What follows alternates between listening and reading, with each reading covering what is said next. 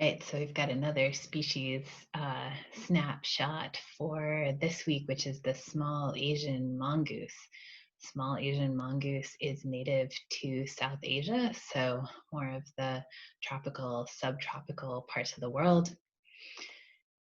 Important thing to know about the mongoose is that it is a serious badass. So the mongoose, if you look up, you can see lots of videos on YouTube of mongoose fighting cobras or other snakes. They take no prisoners. They eat snakes. They will mess that guy up. So because of the mongoose's kind of badassness and especially ability to go in and kill venomous snakes, they were introduced in the late 1970s to this island that is part of Japan. So they're introduced in 1979 to control pit vipers, right? So, if I lived on an island with pit vipers, I would probably want to bring in some mongoose to control them too. In 1979, they introduced 30 individual mongoose. I don't know if the plural of mongooses or mongeese sounds really awesome, actually. We should go with that. So 30 mongoose were brought in 1979. In 1999, they estimated that population had increased to anywhere between 5,000 and 10,000 mongoose on the island. And this map on here of this island shows sort of the expansion of density of the mongoose population from that time period. So initially introduced kind of towards the center, higher density population in the middle of the island, going out to basically zero mongoose at the edges of the island.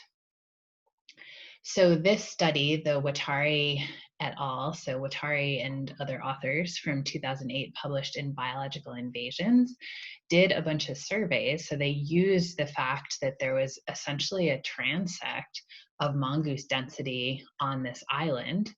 And they set up a bunch of different plots, different ways to test for different types of animals. So, you can see on here, they use cameras for some, driving censuses, traps for arthropods, et cetera, to try to figure out what does the native animal population look like when in the presence or absence of the small Asian mongoose. And so here are the results. So basically, the way to read this is that if you're on the left side of these graphs, then you are in an area that is close to a mongoose. And if you're on the right side of the graph, then you are far away from a mongoose, basically towards the edges of that island where the mongoose has not yet arrived. And so then the other way to read this is on the y-axis, so up and down, is your likelihood of being absent versus present. So if you're more likely to be absent, and you see a line going in a direction, then there's an association between the presence and absence of that species and the population of mongoose.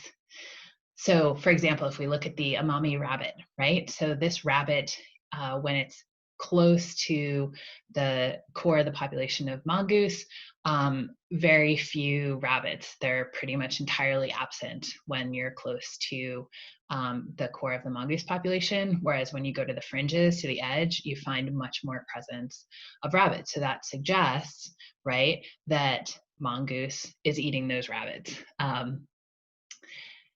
And you can see that for the rabbit, for the woodcock, for a couple of different species of frogs, for the snake. Not so much for cats and dogs, but that is probably doesn't relate to the mongoose itself, but more to the population density of humans. So just sort of a correlation, but not necessarily a causation.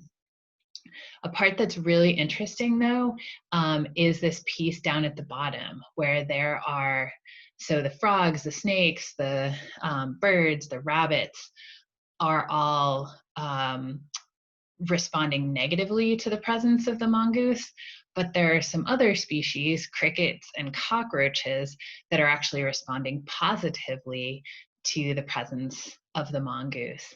And why is that? Well, the hypothesis here is that what we're seeing is called an ecological cascade, which basically means that if you remove the top predator, you add a top predator, remove also works too in ecological cascades. So you add a top predator. That means that the mesopredator, basically the ones in the middle, are going to be the first to be consumed by that top predator.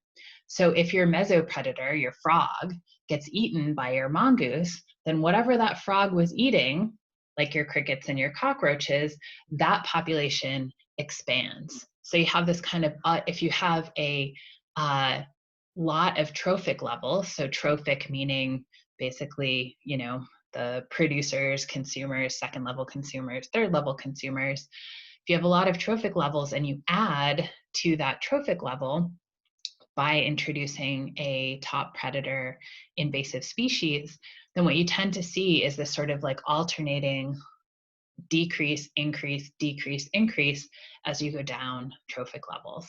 Pretty cool example of a trophic cascade associated with the introduction of an invasive species.